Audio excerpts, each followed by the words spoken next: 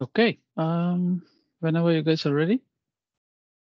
I think we are ready. So thank you all for joining today's session on Azure Static Web Apps with Blazor and .NET.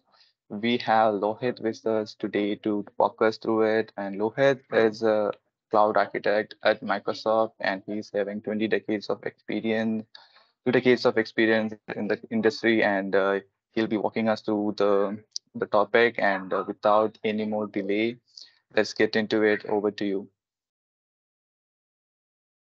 Okay, let me see how I can share.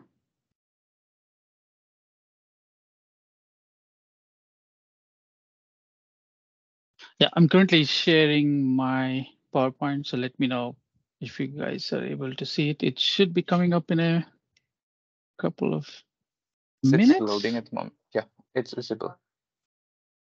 Cool. Okay, welcome to everybody in this call. I see a lot of people who have joined in today. So, good morning. Most probably we're all in the same time zone, although it's a good afternoon for me. Maybe you guys are coming from the morning time. So, good morning to you, or good afternoon. My name is Lohit. I work as a cloud solution architect. I handle mostly digital and app innovation in Microsoft. I handle Microsoft's top 140 customers in the Asia region. I work for a team called Customer Success Unit, and we take care of our top 140 customers in terms of their cloud journey, in terms of success to the cloud.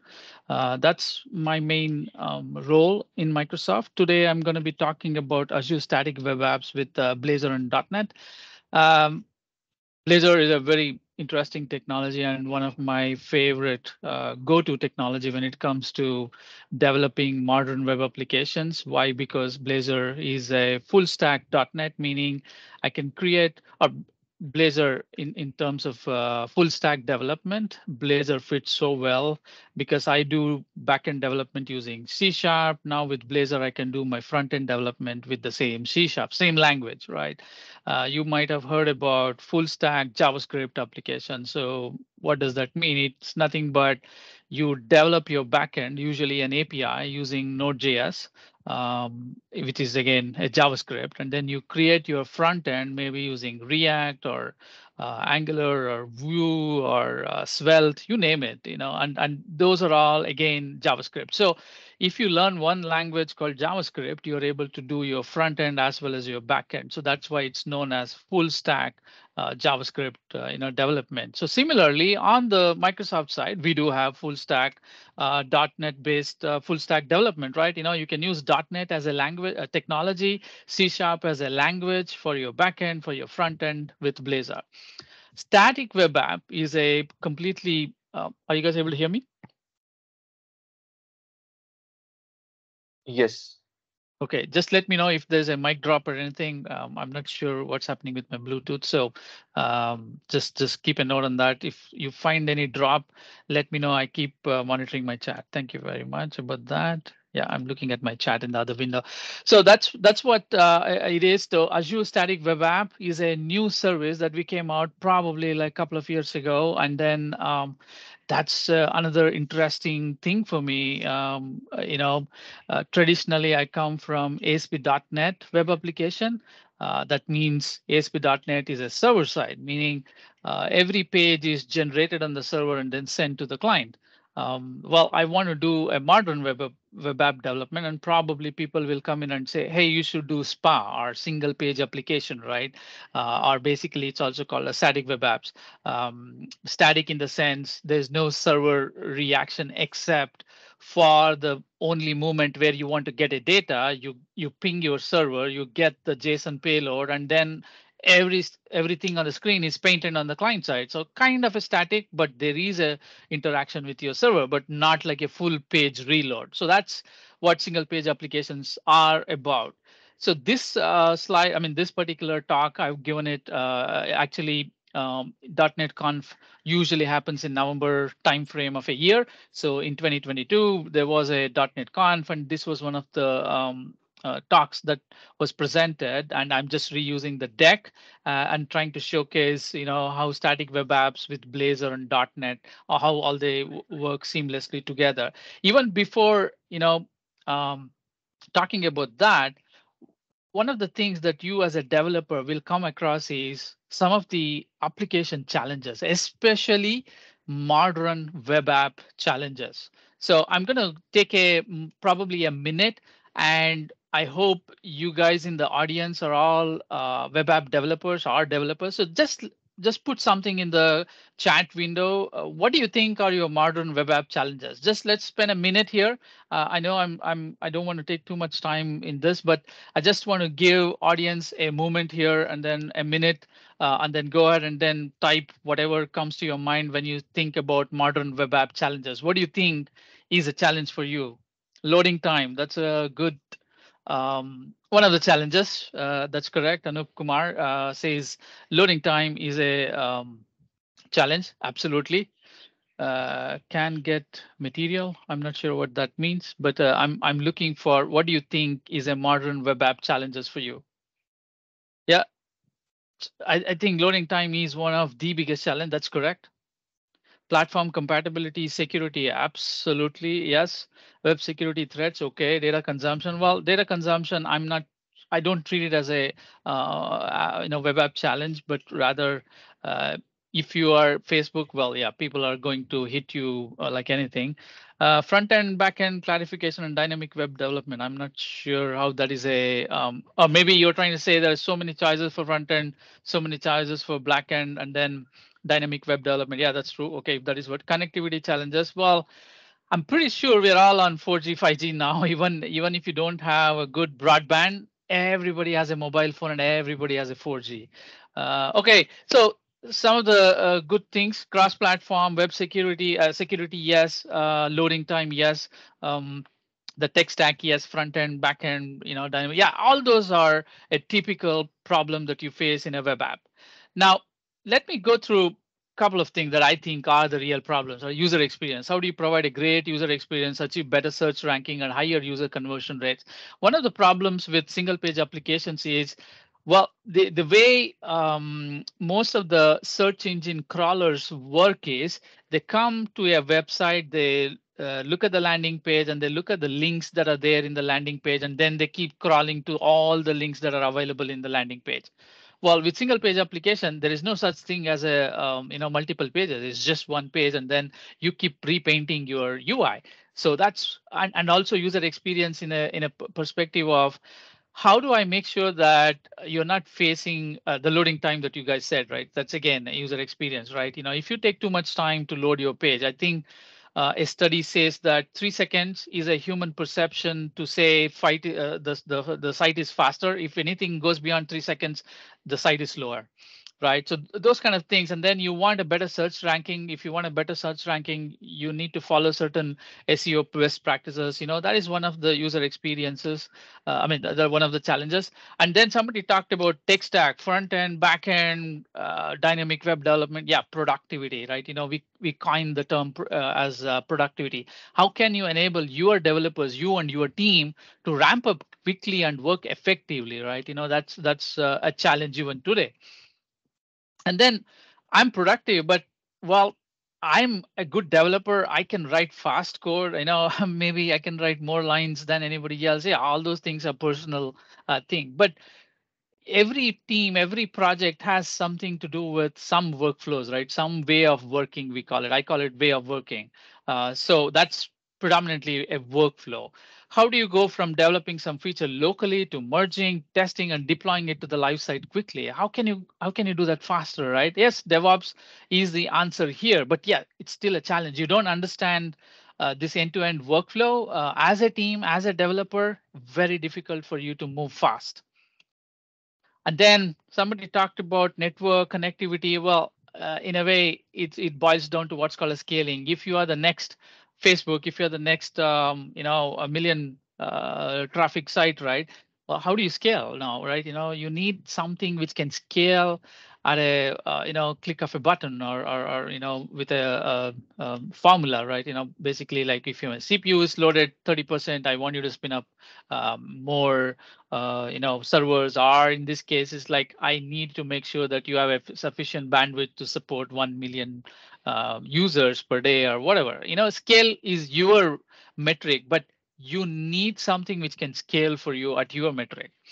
And then security, right? How do you secure your site while simultaneously adding capacity to meet the growing needs of your user base? How can I grow? How can I scale? So that's pretty much what some of the challenges. I just took major 4 challenges, but you ask, as you can see in the chat window, everybody has their own pain points, their own set of challenges. So I just pointed 4, but that doesn't mean that that's the end of it, right? Now let's try to take a look at what is Azure Static Web App, right? So basically, from our definition, from if you go to our documentation and look for Azure Static Web App overview, this is exactly what you will find in the overview.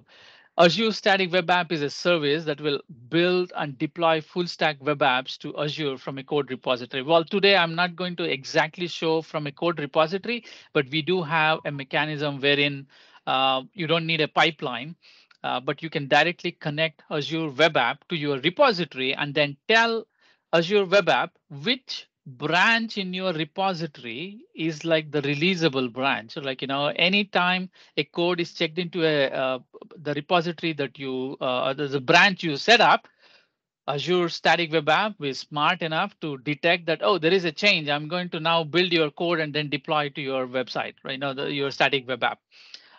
That's pretty much what a static web app is all about. It's a service automatically builds and deploys full stack web apps. Today we are talking about Blazor and .NET because I love that technology landscape. .NET. I've been on .NET for 2+ decades now, 20+ years. Blazor. I've been working in Blazor ever since Steve Sanderson came out with it, and then we made it a product. Big fan of Blazor. So I just wanted to showcase how if you are a .NET dev, .NET, C Sharp. Well, now you can create static web apps using these 2 technologies, what we call as a full stack .NET web apps. And if you use Azure Static Web App, it becomes even more easier to develop and then deploy because notice here your code is basically residing in your repository, but you are using GitHub or Azure DevOps. Today, I'm going to use Azure DevOps.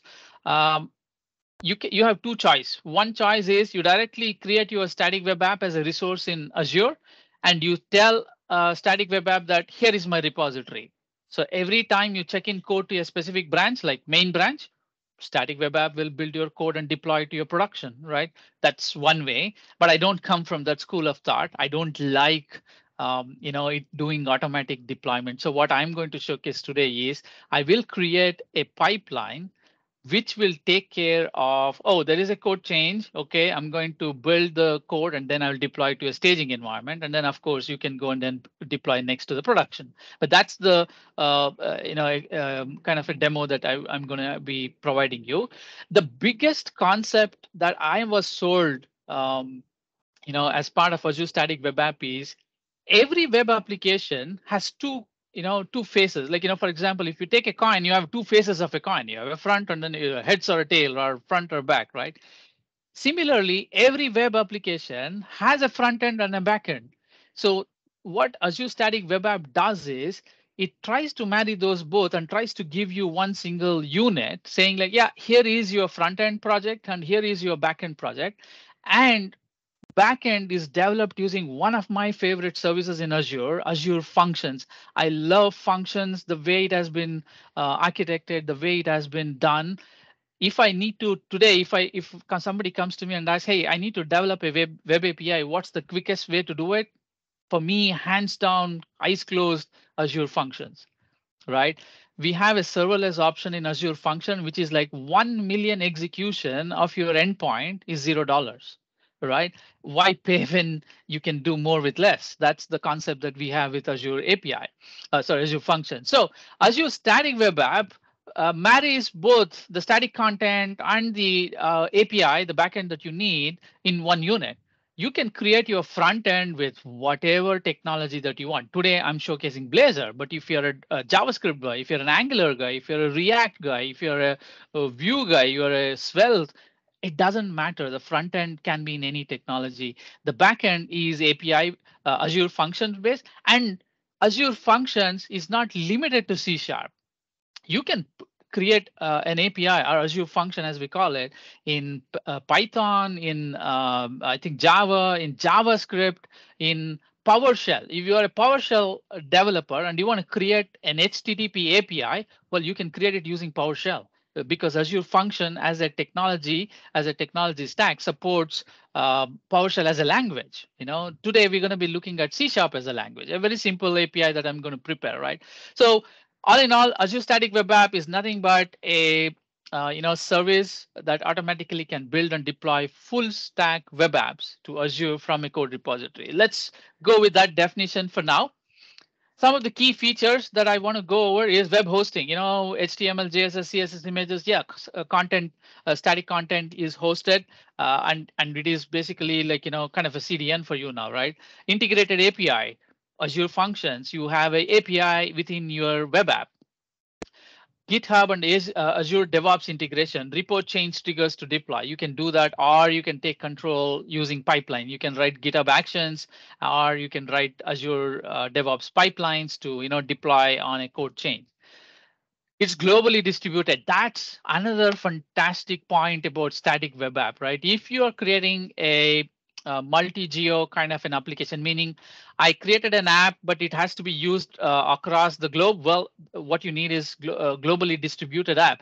So typically in a enterprise level architecture, we talk about multi-geo deployments, right? That means if you have a user in US, if you have a user in Australia, and you want your app to be used by both, we typically say in an architecture, you need to deploy your app to US region and you need to deploy it to Australia region so that and you control it through Azure Front Door, meaning the traffic is controlled based on where you are coming from. If you're coming from Australia, we route it to Australia deployment. If you're coming from US, we route it to US deployment. But with Azure Static Web App, it's globally distributed. Static content closer to users. We take care of that. Another interesting thing, an important thing, pre SSL certificate for your website. That's a massive security boost for me.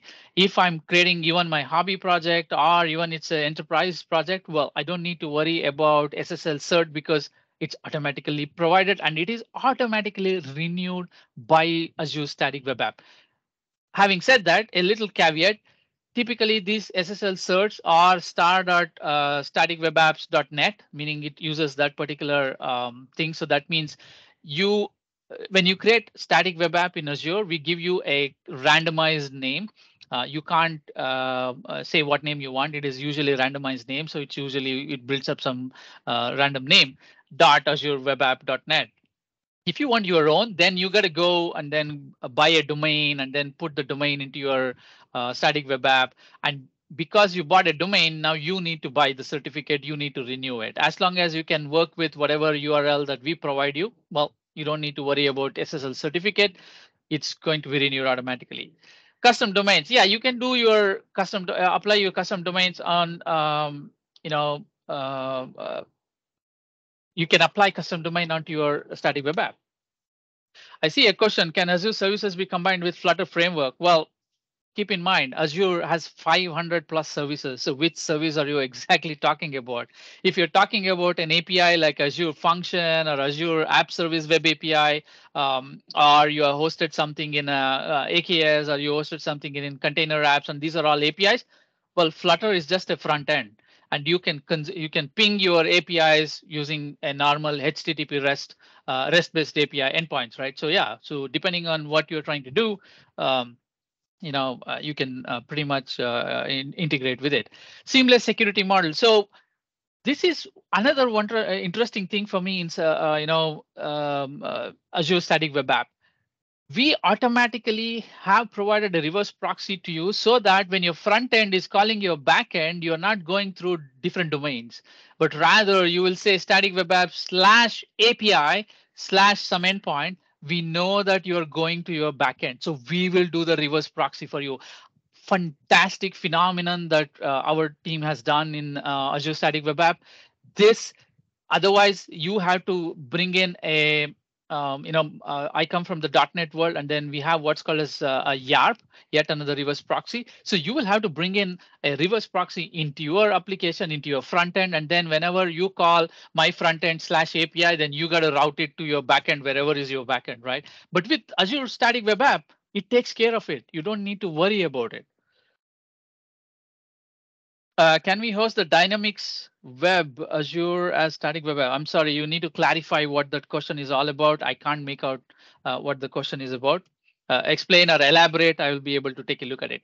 Authentication provider integration. So another interesting feature, you want to add authentication to your website, as simple as adding a configuration. You can bring in Azure AD as your provider. You can bring in GitHub as your provider, Twitter as your provider, or bring your own OAuth-based provider. Everything is supported. Custom auth role definitions. Well, by default, we provide authenticated and anonymous roles, but you can provide your own custom role definitions. Backend routing rules. If you have full control over how you want to route your backend, the API, right? You have full control. We also have staging versions, generated staging version. If your repository is in GitHub and you create a pull request, Azure Static Web App will automatically give you your own site for your pull request. Like, it is going to be your site dash your pull request number dot azurewebapp.net or whatever is your URL. Dynamic websites like animation content can be hosted in Azure. Absolutely. Azure is a place to host anything and everything that you can think of. So Azure can provide you with hosting mechanisms like Azure Static Web App or Azure App Service, or if you are want to do your own hosting like using VM. We have VM also. You can create a VM and then host it. I wouldn't go the VM way because I'm more of a PaaS guy, like platform as a service guy. So that's what it is. We give you a staging version by PR preview site before publishing. CLI support, you can use Azure CLI, or Static Web App has its own CLI, command line interface. I'm going to show you that. So time for a demo. So what I've done in the interest of the time is, let me share my window. Not this one. So what I've done in the interest of the time is I've created, this is my Azure DevOps organization. As you can see, I'm using some organization and I have created a project. And the project is called SWA Test 2. And then it has a repo called SWA Test 2. As you can see, oh, not shared. Somebody from Stava, can you tell me if you can see my screen? People are No, saying they can't see the it's screen. yeah. Oh, it's not. I have shared.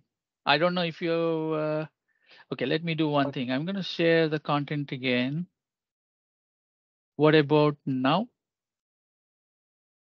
I don't see any changes or loading at the moment.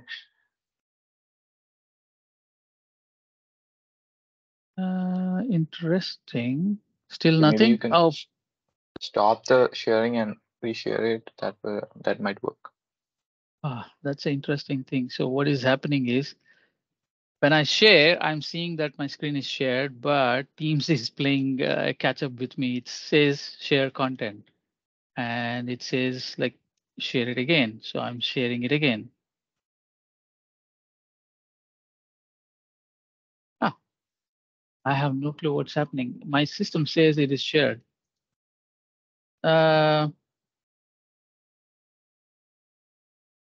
Give me a second. I may have to drop off and then join again. So just give me a second, guys. I'm sorry about this. I'm not sure what's happening with my team. So I'm gonna leave and come back. Yeah.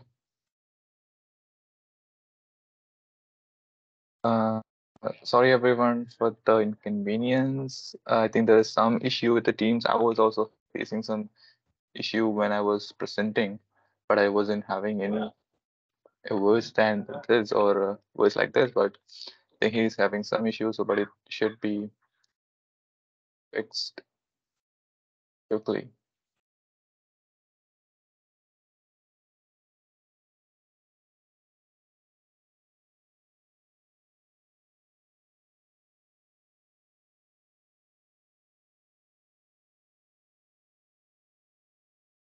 Let's give him 5 minutes. Oh, I'm sorry. I was muted. Can you see my screen? I've shared. Actually, no. Oh, ah, what?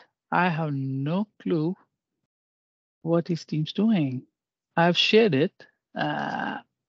Interesting. Okay, let me try that again. Uh,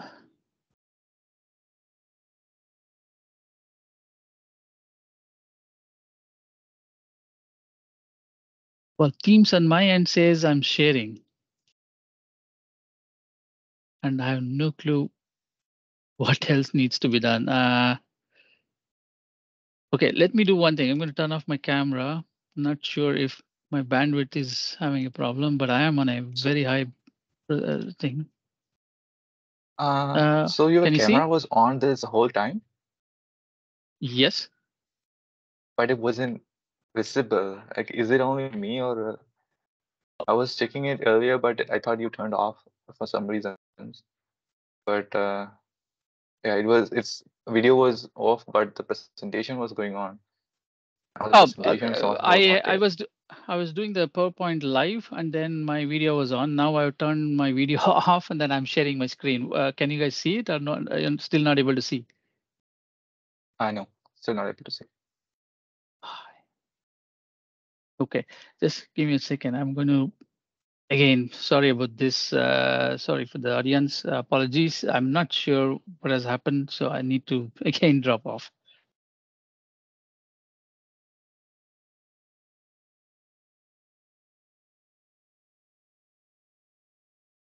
Sorry, everyone. Teams, I think there is some issues that might be there. Sorry, everyone. I know that you guys are not able to see or not able to hear the presentation, but we are working on it to fix it. So Lohit will be coming back shortly, back to the session, and we'll be resuming once the issue is solved. It might be a minor glitch or minor error. So Okay, I'm back again. I'm trying to see if you guys can see me again. I'm sharing my screen. Yes, no.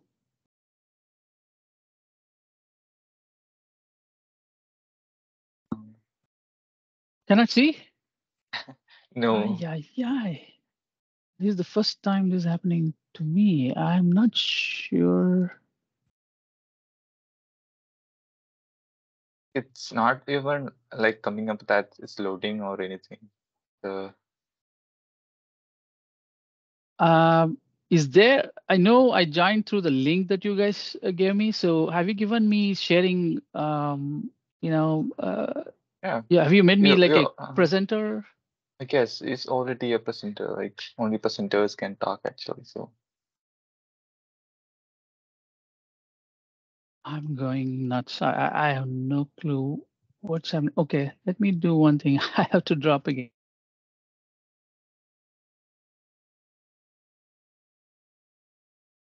this is a really unusual error that we have gotten. I'm not really sure. I haven't faced anybody who was facing this. So I could share it, but I don't have the presentation at the moment with me. But if I do it, that means I need to, synchronize with him. It's easier if he do it, but if it's not happening, but if it's no way that is going to be fixed, I will share it. Okay, I will quickly get the presentation and share it. Okay. Okay, let's do this. Can you guys hear me? No, it's for me. You're able to hear me, right? Yes. Okay, so let me try sharing now. What about now? Yeah, I'm waiting if there is any loading, but I don't see any loading or popping up of presentation so far. I have no clue what's happening. If you Yeah. maybe I can share mine. Yeah, I'm try not really. try. I'm sorry, guys, for the audience. Um, I have no clue what's happening. This is beyond my imagination as to what might be wrong. I'm using the same Teams that I'm doing day-to-day work as. Yeah, now I can see yours. Okay, I can see it. If you can share me a presentation, No, I I need to could. do a demo, so that's the thing. Oh, okay. I need to show code. Uh, Oh, okay. okay, let's do this. Uh, okay, yeah, so it's good because it's shared with Surag. Yeah, okay. Let me know if you can see now. No? No.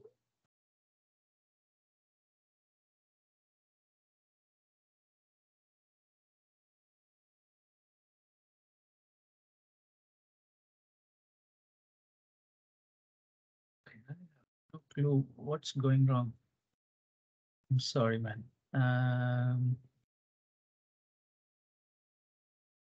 Yeah, this is the first time it usually fixes up after you leave and come back. Uh, Yes,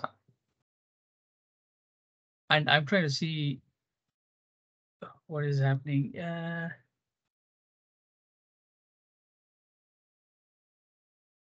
Yeah, so somebody's suggesting can we arrange a new meeting? I'm not sure if that is going to solve it. I'm trying to see if there's any uh, setting that we are missing, and I don't see. You have set up the meeting, so probably you will have to take a look at if there's any setting that's stopping me from presenting.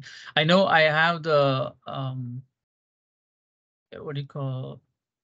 Okay, I can make you an last. attendee. That is, I can make it. Okay, let me try making you attendee and Yeah, bringing back.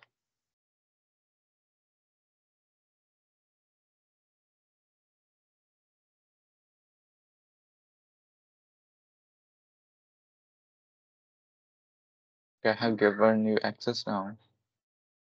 Can you turn on the mic, Rohit? Yes, it's popping up. Yes, it's it's popping popping. up. There you go. Yes. Ooh, okay, cool. Phew. Nice. Okay, I have 27 minutes, and in 27 minutes, let's see if I can showcase you what I'm trying to do.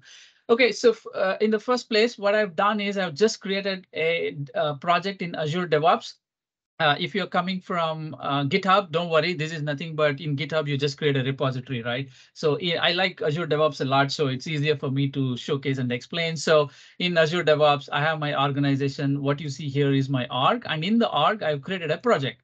And inside the project, this is why I like DevOps, because within the project, I have this concept of wiki, and then I have this concept of boards. That's the request management, requirement management. Then we have repos, which is the source control. Then we have the pipeline, which is the CI/CD.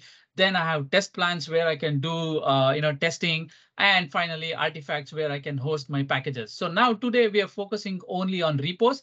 In the interest of the time, I've already created a repo. Repo is called SWA test2, and it has only one branch called main now. And I'm going to do everything directly on the main branch. I've already initialized the repo. This is just the standard README that we get. And in the interest of the time, what I've already done is I've also gone ahead and then already created, cloned this SWA test2 folder, what you see here on my machine. And then you should be able to see my terminal now, right? So this is the terminal. So I'm going to just kind of maximize it. Yeah. So in order to start with Azure Static Web App, everything is local. Azure Static Web App comes into play only when you start using it, or you want to make sure that your front end and back end is part of Azure Static Web App as one unit. So in the interest of the time, what I'm going to do is I'm going to quickly move around some commands here. So first thing, I'm going to create my front end. And in order to create my front end, I'm going to use the Blazor WebAssembly project type. So Blazor WebAssembly is nothing but Blazor running in the browser, right? We download the DLLs and then we run it. It's like your Angular or React, right? So I'm creating I put a new project. The new project is of type Blazor WASM. Before that, I think I missed my script. I am running .NET version, sorry, I'm running .NET version 7. 7.0. 8.0 is already preview, but I'm on 7.0, 7.x. I'm also running Azure Function Tools, as we call it, and that function tool is on version 4x. And I am also running, Static Web Apps CLI, and that version is the latest 1.1.1. So how can you install all this stuff? Well, if you go and then search for install .NET, you will be able to get the .NET installer, Azure Function Tools runtime. You will be able to get that installer, Static Web App CLI. You will be able to get that particular installer. So I don't want to spend time showcasing you how to do that, but yeah, you should by now you should know how to install CLIs. So I have .NET, I have Azure Function Tools runtime, and then I have Static Web Apps on my machine. So first thing to do is to go ahead and then create my front end. And my front end is going to be Blazor Assembly. So I'm saying create me a new Blazor WebAssembly. Name of the project is client and folder is client, right? If I do an ls, you will see there is a client folder now. That's good.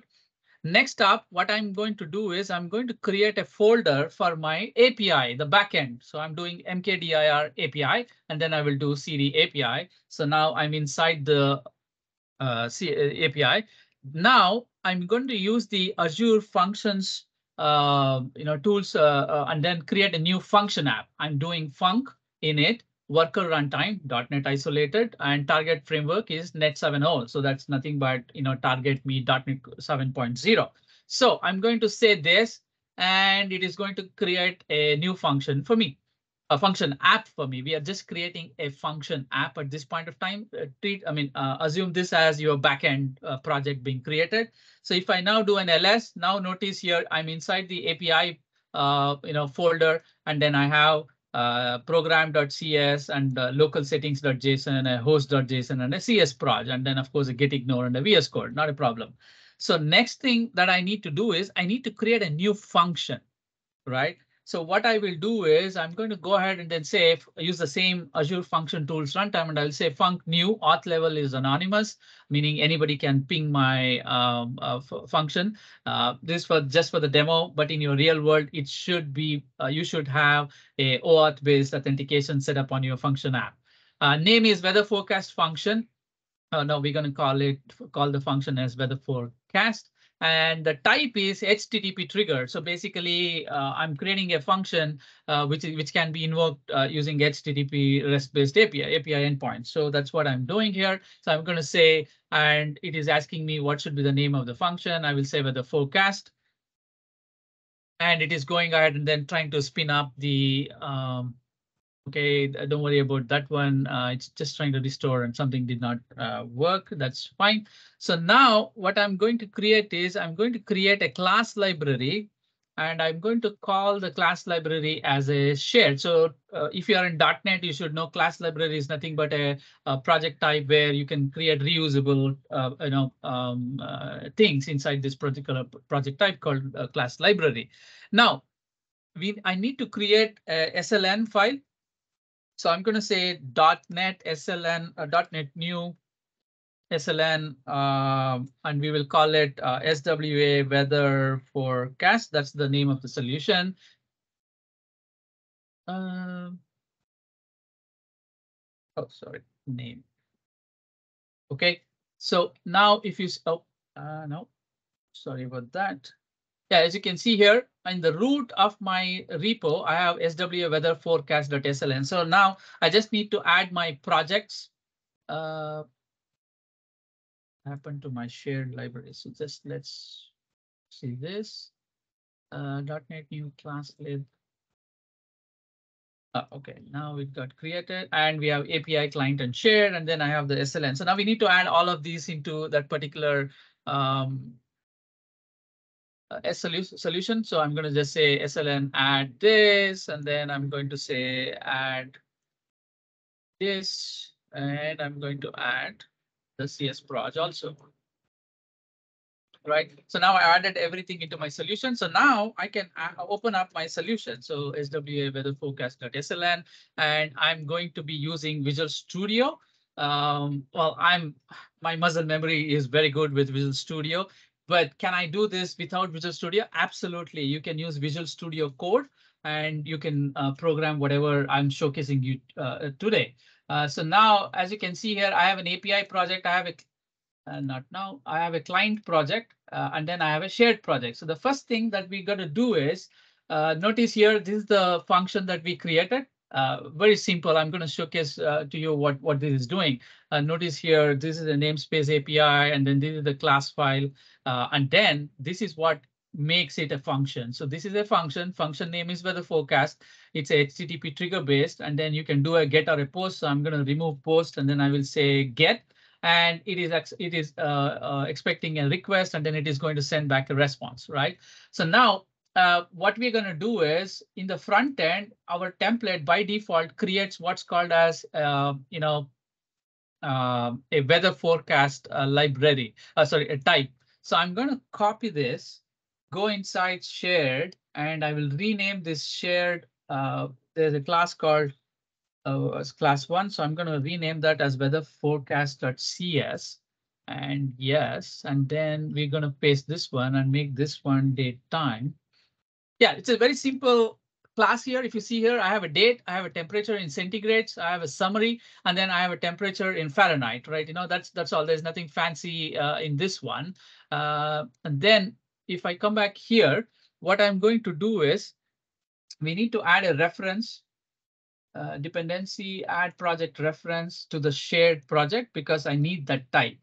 So inside the weather forecast, what I'm going to do is I'm going to randomly generate a bunch of weather, temperatures, right? So let's see what we can do. I'm going to explain what I'm doing. So I'm creating a random number. It is saying where is this one? So I added dependency projects. Yeah, shared is there. Yeah, probably it's not built. So I'm going to just rebuild the shared DLL, right? And now,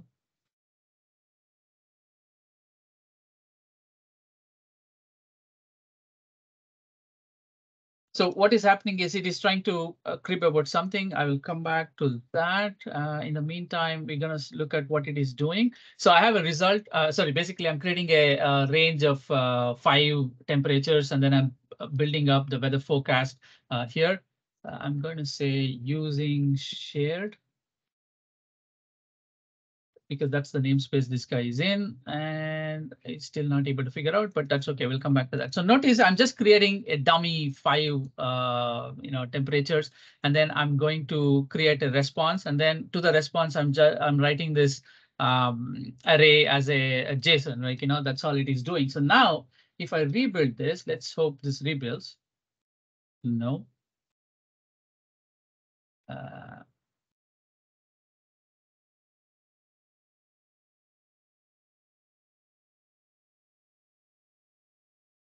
It's fine. API .NET 7 v4. Yeah. So what is happening? Let me try to clean it. And I'm going to try to rebuild.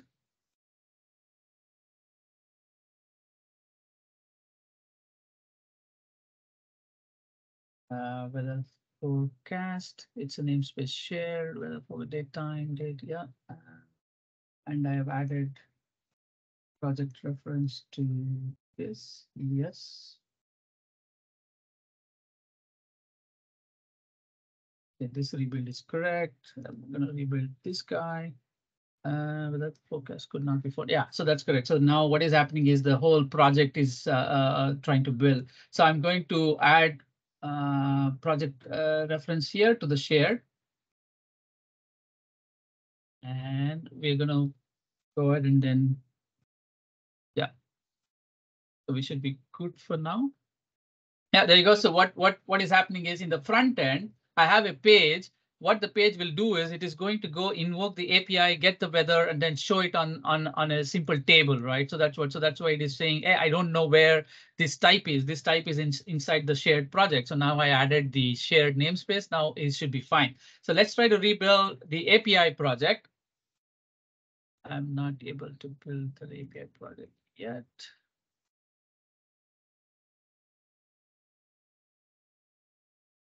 Uh, oh, weather. I I made the mistake. Okay, so the mistake is my type is called weather forecast, and I named my function class also as a weather forecast. It's not going to work. So I'm going to rename this to weather function. I was wondering what happened because my script when I did this was all correct. So okay, so now I need a little bit of code. So let me see that code instead of you type seeing me type. I already have done all the code. So I'm going to just paste the code and explain what is happening. So I need the get summary. Okay, so the summary is nothing but depending on the temperature, we're going to say whether it is a sunny or hot, cold, or freezing. That's all this is doing. So now let's rebuild the uh, API project. And as you can see here, the API project is building and it should be good for now. There you go. It's all built correct. So now if I run the API project alone, yeah, it is going to run on its own. No problem with that, right? So now notice here, it says it's Azure Functions. So I'm going to run it, on its own. So let me clean up a little bit. And yeah, so here we are. So now once the API comes up, where did it go? Here it is. Notice the API is available at 7140, right? So I'm going to copy that and then I'm going to go here and then ping HTTP local 7140 API with a forecast. And we should be able to see the dummy, whatever JSON that I'm sending back, right? So now I'm getting, so my API is now working. That is fine. So now what we will do is we'll make a little bit of a change here in the host.json. We're going to go ahead and then say we need to update a little bit so that our front end, so everything that I'm doing is basically for the local development, right? So in the local development, when you're doing this, right? Where is this running? What? Yeah, it is 740. So I'm going to go here to host.json. And this is a way of, controlling how you are. Yeah, I have host. Yeah, HTTP localhost. And then what's the yeah, 740. So it's just making sure that when you run locally, it runs in the same port. That's all it is doing. Host, local HTTP port is this one, right? That's first thing.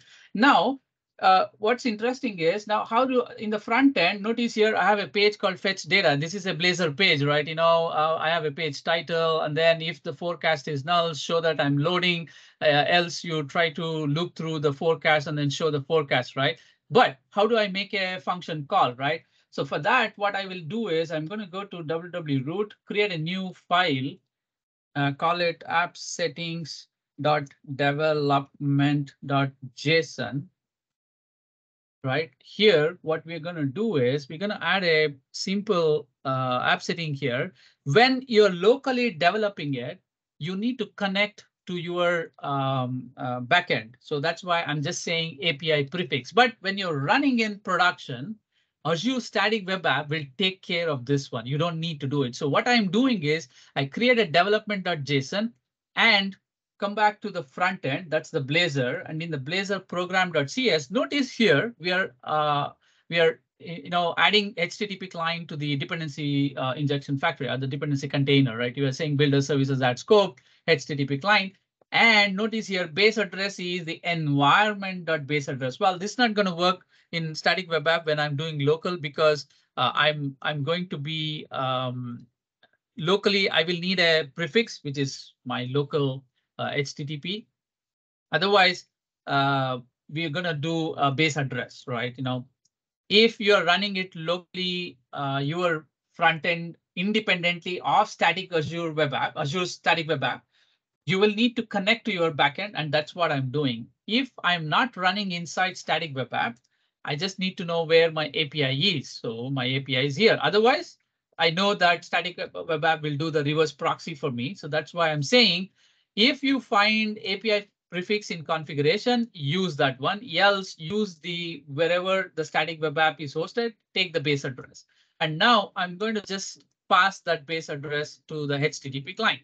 Now, the only thing that is left for us to do is go back to the fetch data. Notice here, I need to say where is my API, right? So I can say slash API slash weather forecast.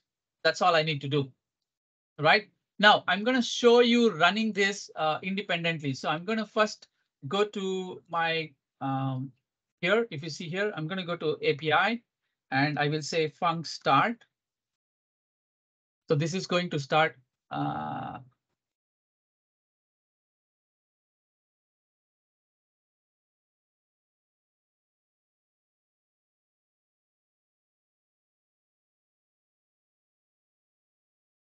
I'm trying to run the my front end, and here what I will do is I'm going to go to client project, and then I will also do a .NET run.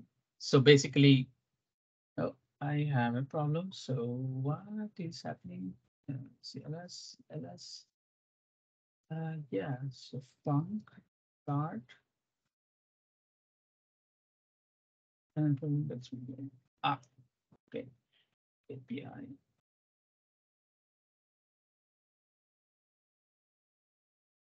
Not found it too. Interesting.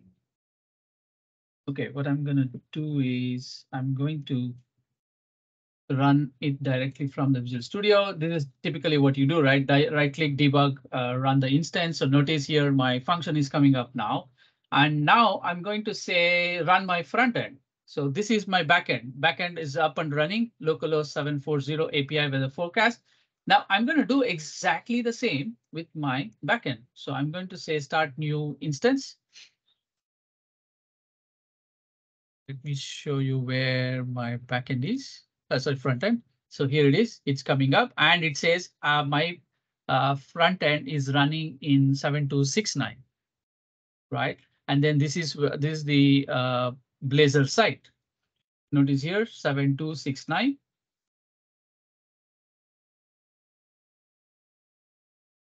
Right now, I'm not using static web app in my local development yet. So what is happening is when I go to fetch data, oh, I have an error. Let's see what the error is. Not sure what step I missed. I've practiced it 100 times, but still I made a mistake. So I need to check what is happening. Has been blocked. Yeah, I thought so too. So that means, let me stop everybody. So what is happening is because my API is running in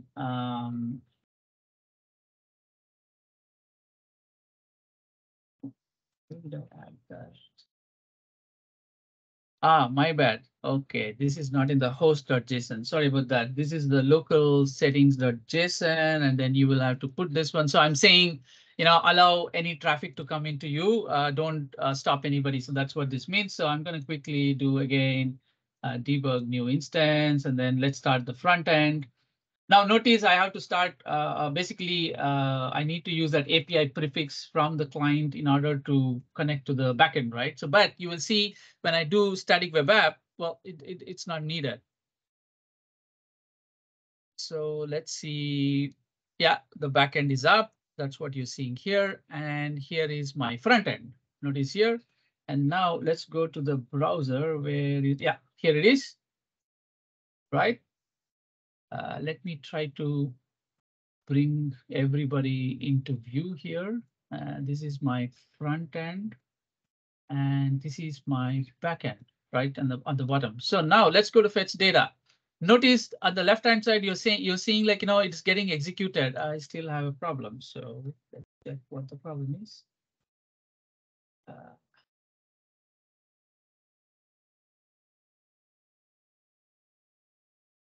Uh, yeah, has been blocked. I added the card. So what does that mean? Okay, so let me bring up another project which I already finished. It's exactly the same code. So that's why we always have two things going on.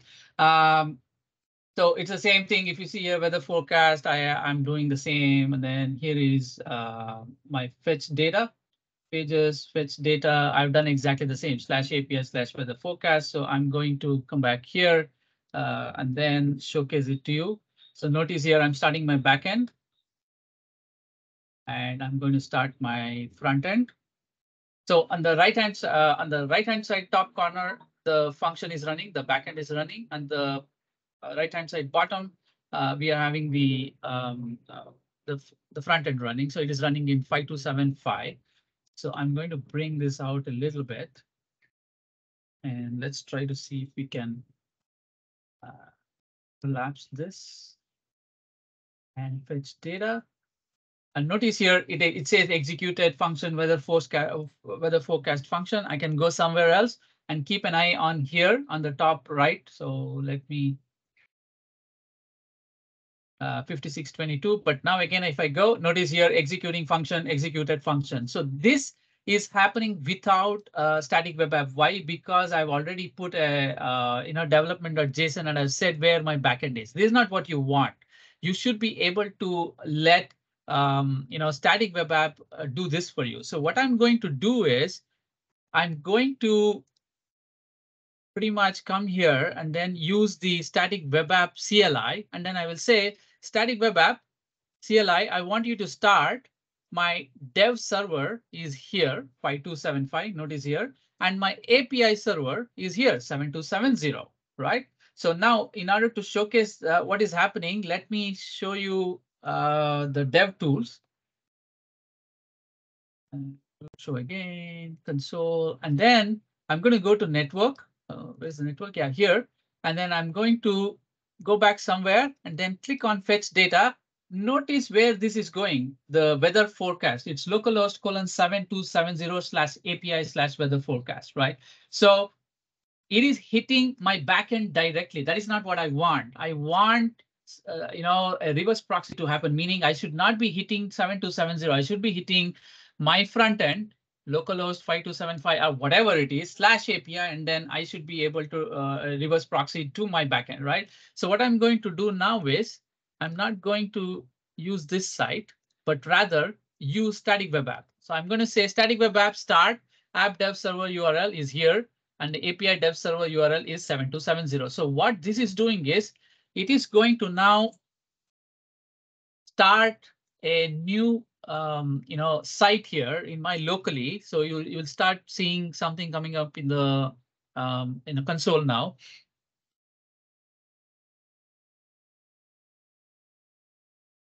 Let's give it a couple of seconds. It is going to come back.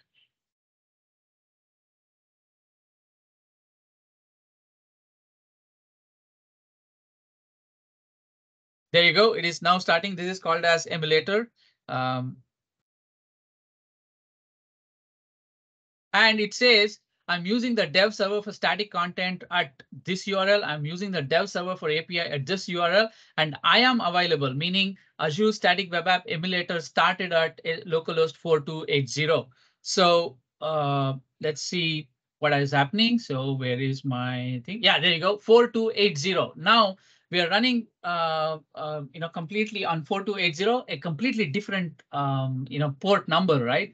But let's take a look at the network again, and I'm going to go to fetch data, and let's see where we are going. Well, we are going to 7270 API weather forecast. I never said that, right? That is because static web app is able to proxy it to the backend, because remember, when I ran my static web app, look what it said. We said my backend is at 7270, my front end is 5275, right? So it is able to figure out all these things and then give you that uniform, streamline access to your backend API. So this is a simple scenario that I showcased. And quickly, in the interest of the time, I'm going to showcase one more thing, which is I will have to stop my front end and I'm going to keep it running. Yeah, which is authentication. So what if you want to stop,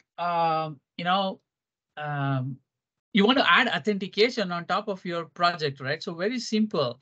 You can come in here and then control the routing and then say that, look, my whole site is protected. So notice what I'm saying. All the routes in my application needs a role called authenticated. And we are saying by default, whenever you get a 401, please send them to .auth/login/aad. You can set up anything that you want. I'm just trying to say that, I'm using Azure Active Directory to authenticate. What's interesting is now I'm going to start my front end, right? And I will have to start my emulator also, the static web app emulator, because I added those lines. Okay, let's close this one. Let's close this one. Because I added those lines, now Azure Static Web App emulator will emulate as if like you are hitting Azure Active Directory and you need to enter your username and we generate a token for you. That's as simple as it is. Just imagine I want to protect my website. So where's my site? Yeah, here. I want to protect my site.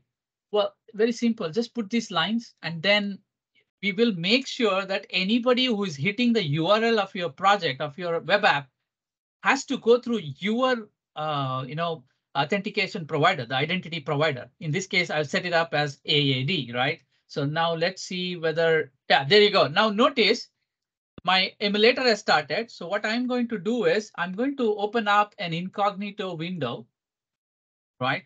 And then I'm going to say HTTPS localhost colon 4280. Oh, sorry, not HTTPS, it's HTTP.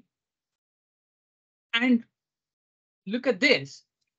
I never wrote anything. I just said, every page in my application needs an authenticated user and my provider is an Azure Active Directory. So no, this is not actual identity provider. This is a simulation that Static Web App CLI provides you for your local development.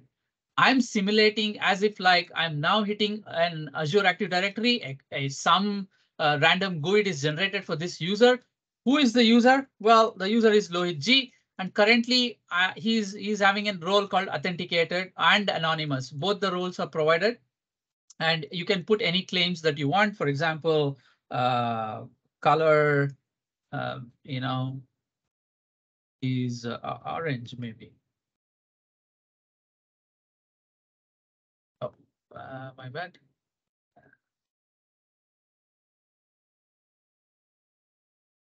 Yeah, right. So I can put anything that I want, a JSON array of claims, right? So I can put a claim. So this is one claim and the value is that. So now I can log in. After I log in, now it is able to take me into the application, inside the application. Why? Because we have told anybody who wants to access my application has to be authenticated.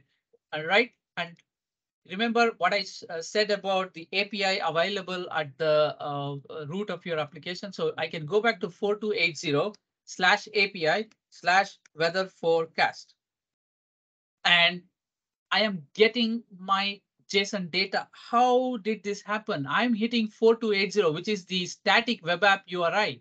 But you know that my backend is running at 7270. Well, that is the reverse proxy. Azure Static Web App will do it for you. /API is translated or is reverse proxied onto your actual backend, which may be Azure Function, it may be Azure Container Apps, AKS, whatever. We will be able to do that for you. So that's what this is happening. So now let's say I'm going to copy this API and then I close this incognito window. I'll bring up the incognito window again. And then somehow I figured out the URL of the API. I click on it. I mean, I directly go there.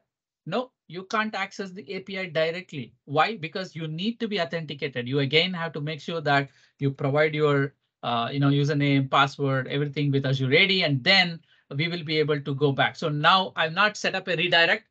So what is happening is it thinks it has to go to the root of the application. But now if I do API/weather forecast,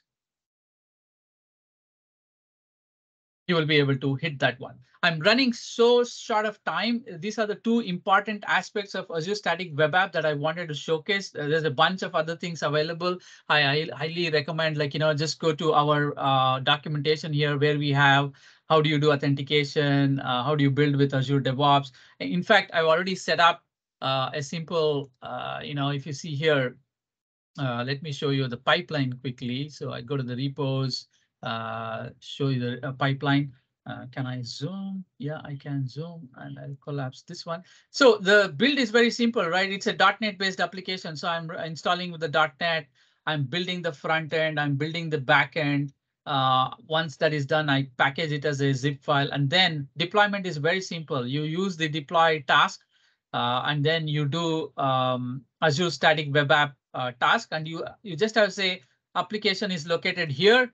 The backend is located here. And of course, there's a concept of a token. You cannot directly go and then deploy. You need to know what is the token for deployment.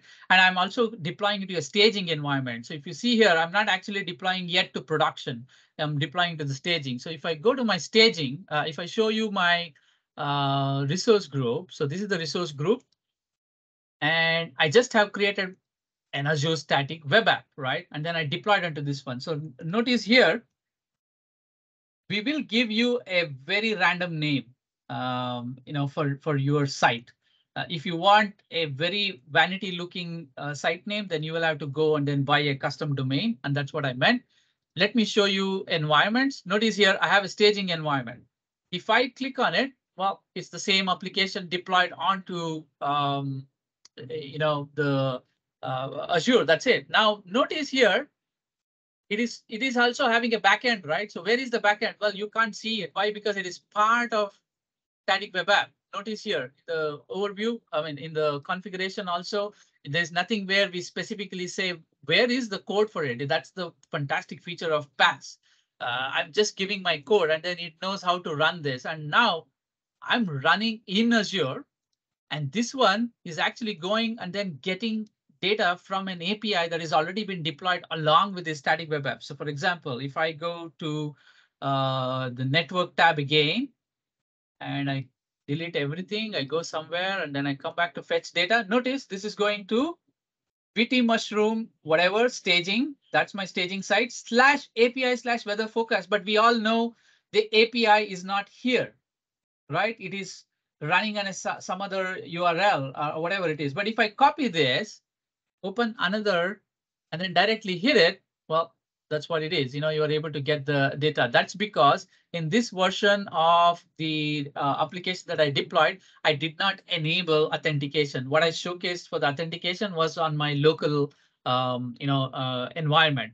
So what I will do is I will record a video in order to give you step by step on how this can be done. Or if I already have it, I'll share it with the organizers, and they will be able to share that with you. If there is no recording of this previously done by me, I'm going to do a new recording and then try to give you information regarding this. Let me quickly flash my coordinates. If anybody is interested to, oh, no, it's not this one. Slideshow. Yeah. Then let's go all the way back. Yeah, so that's my email address. My name is lohitg@microsoft.com. My name is Lohit, and this is my email address, and you can pretty much contact me if you're interested to know more. Well, that's sorry about the technical glitch that we faced. Otherwise, I would have done a little bit of more coding, and then that's typically how I do the demos. But for now, we will have to stick with what I said, and then I will make sure that I have a video either recorded, or if there is already a video. We in fact have a fantastic series on static web apps on our Microsoft Learn platform. So just go there and then take a look at it, and you will be able to get all the features of Azure Static Web App. If there's no video on Blazor, I'm going to generate a video and then I'll share it with the organization. So thank you very much. I'm going to stop sharing now. I need to jump off to another meeting. I'm just going to show you guys my face so that, if anybody wants to, kind of get in touch with me, feel free to just send me an email. If I have time, I'm going to, answer. Otherwise, it's going to be delayed. But no matter what, I'm going to respond to you. So hope I've kind of kindled some interest in order to go ahead, start looking at it at Azure Static Web App, read our documentation, try to deploy, and then work it out. Otherwise, ping me. I'm going to help you out in whatever way I can. So thank you very much. You've been a great audience. Sorry about the technical glitch that happened, and look forward to coming back again, do some more webinars for the community. So thank you very much. Surag, I need to jump off. Sorry about the time crunch, but otherwise, thank you very much for the opportunity, and then see you around. Thank you, Lohit. I think you're in a rush. I think you can wind up as quick as possible. So thank you all for joining as well. And it was great to have you with us, and looking forward to have you in the upcoming sessions as well.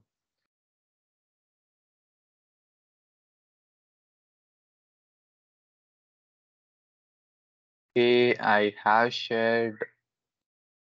the I have shared the link. Okay, let me share the presentation one more, which contains the resources for the today's session. Let me just share it and it there if you like to have a look at the resources and learn more. Okay. It's kind of loading at the moment. Okay, it's loaded. Okay, so you can scan that QR code to go to the link where it includes the two links for the Azure Static Web Apps and Blazor. I hope you guys enjoyed today's session and it's useful for you. And please do join our community. I've shared the link. We are conducting on Microsoft product events and we are conducting more trainings or on Azure. We are having AZ 700 in this month. If you like to join there, great to have you guys there as well. It will be a 4 days long training, which includes most of the modules in there, and we'll test grade all the important modules, and it will be done by MCT. And I hope you guys will be joining there as well. So, in order for you to be receiving the notification once it's available, please to join our community. Let me share the links once again.